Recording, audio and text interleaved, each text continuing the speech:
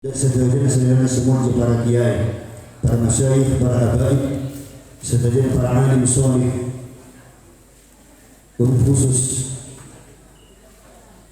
Kiai Abdul Qadir Salatuhur dan kau dasar panjenengan seterusnya berserta semua seterusnya para ustaz dan asatidzah, seterusnya para ustaz dan dewan guru tanpa terkecuali, khusus pengurus lembaga pendidikan Darus Salat An-Nawawiyah dua, beserta yang saya hormati, baru saya mendengar Ikatan Keluarga Santri Kalimantan Barat juga hadir selaku memfasilitasi atau fasilitator yang memfasilitasi kegiatan pada ini malam.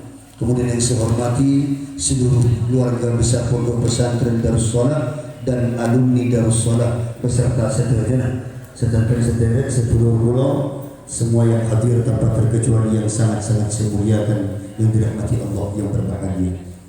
Yang besar tidak saya sebut gelar, yang kecil tidak disebut nama, namun sangat berengkau yang amal jihad. Mengawali kajian pada malam hari ini, saya ingin menyampaikan satu kabar gembira kepada kita ketika mendengar sambutan dari seorang anak muda tadi. Nah, kulit blok paling namanya pun siapa tadi namanya? Ketua Istaf Kalimantan Barat, Ustaz siapa? Agus Noviani. Adinda Ustaz, saya senang melihat dan mendengar bahwa ada sebuah ikatan yang mengikat setiap santri yang belajar di luar Kalimantan Barat. Mengapa demikian? Saya teringat suatu ketika, tadi ketika mendengar sambutannya, saya teringat suatu ketika Genghis Khan menaklukkan Baghdad. 200.000 dalam catatan sejarah, bahkan ada yang mengatakan 400.000 umat Islam tanpa terkecuali dari berbagai jenis kelamin, dari berbagai macam strata sosial yang menjadi korban keganasan Genghis Khan pada kali itu. Baghdad sebagai pusat kejayaan Islam luluh lantak dan hancur di tangan Genghis Khan. Siang menjadi tempat yang begitu menakutkan bagi umat Islam karena tidak dapat bersembunyi. Malam menjadi tempat yang begitu menyejukkan dan menggetarkan hati. Kenapa? Karena setiap sudut-sudut Baghdad perempuan ditelanjangi, disayat tubuhnya, dipotong-potong kemaluannya, diperkosa dan diarak di sepanjang jalan.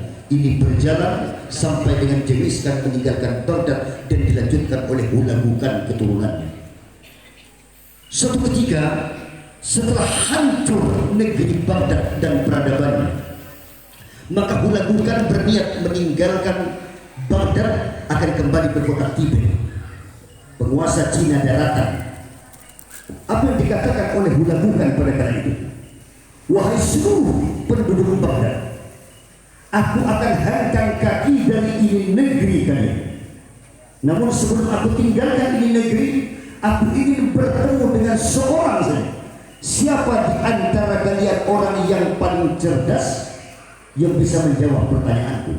Kalau telah panggil, bahasanya orang yang paling alim di antara sampai pilih di antara ribuan ratusan ribu orang yang masih tersisa, cari satu orang, aku ingin berdialog dengannya. Semua ulama takut, para cendekia, para cerdik pandai saja rempeng tertabu sekali. Kenapa? Berhadapan dengan Hulagukan, siapa berani? Karena jangankan dia seorang perempuan, bahkan laki-laki yang tangguh sekalipun tunduk di hadapan Hulagukan dan Genghis Khan. Hari itu sebenarnya takut, tetapi ada seorang gadihan muda, Ustaz baru preman dari Pontuk Boroboyo. Tidak ibu Ustaz, saya jangan kita amini dulu. Belum ya? Belum. Itu dengan diri satu meter sama Kiai Boyo lah. Meminta tur ya Pak, meminta dua ya balik. Kiai, kita lanjut. Datang seorang gadihan, Bapak tahu apa yang dia bawa? Yang pertama dia bawa seekor unta. Yang kedua, gadihan muda ini membawa seekor kambing jantan. Saya nomor telok ngibah ajen laki. Telok ngibah tanpa pengawal. Semua ulama ketakutan berhadapan dengan Hulagukan. tapi seorang kalian Ustaz Simodin selalu menghadapi kami seorang guru.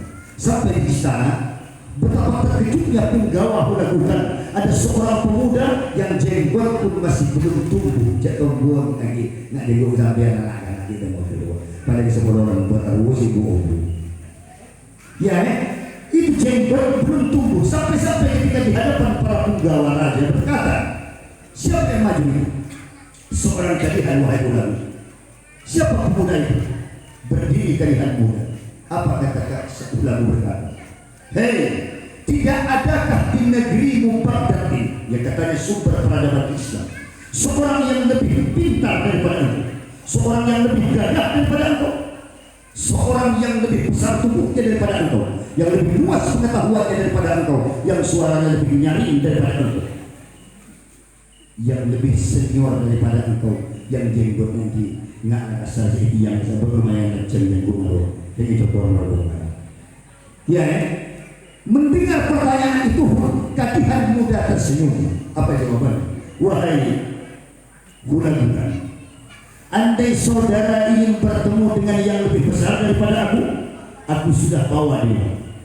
Di luar istana ada yang lebih besar daripada aku.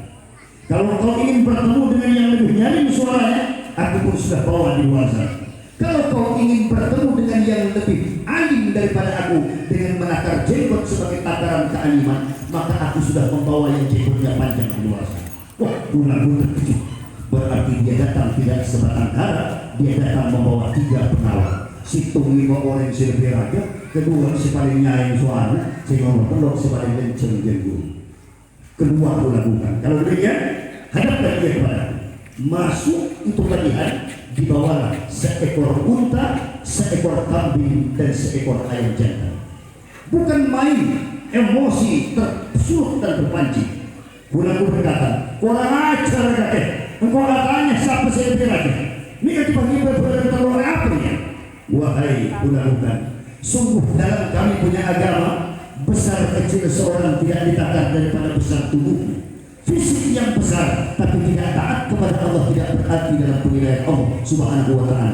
Bahkan unta lebih besar daripada tubuh manusia. Kalau kau ingin bertemu yang lebih besar, ini sudah kebawa. Kalau ingin yang bertemu yang suaranya nyaring, kalau kau menakar anjing itu karena nyaring suara, maka ada ajar pun sopu suara pun nyaring.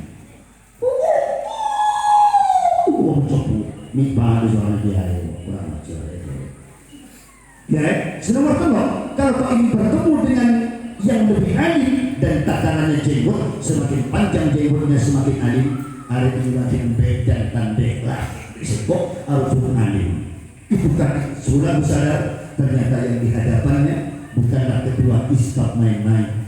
Yang di hadapan lagu, aku sudah berhadapan dengan orang yang tak kalah cerdik denganku. Apa yang ingin disampaikan oleh orang? Wahai kalian, sampai kepada puncak pertanyaanku, aku akan tinggalkan negeri Baghdad. Satu pertanyaanku, jawab. Apa yang membuat aku mampu menaklukkan negeri yang menjadi sumber kebanggaan peradaban Islam bernama Baghdad? Jawablah wahai kalian. Kadihan muda itu tersenyum.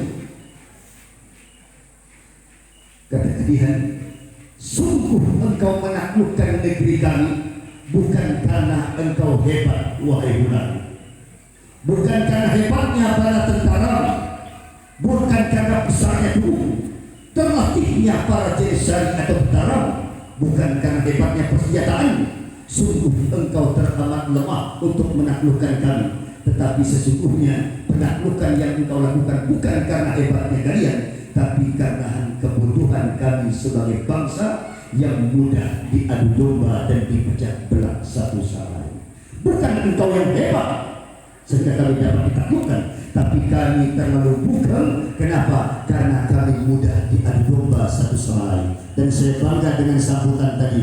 Ada yang berkata, gurumu guru kami, pesantrenmu pesantren kami, dan ini boleh dan harus tetap dilestarikan, didengungkan, digaungkan, karena ini tidak mudah diaplikasikan dalam kehidupan. Banyak santri arwasa memberi dia wah, belajar dengan kejagaan anu ini kok begini uang. Ya apalagi di Siantan ini banyak yang mengadu kepada saya, Kiai ini kalau datang mentang-mentang kiai A yang datang, oh alumni ompur dia, contoh punya alumni ompur, lalu kau bentang kiai.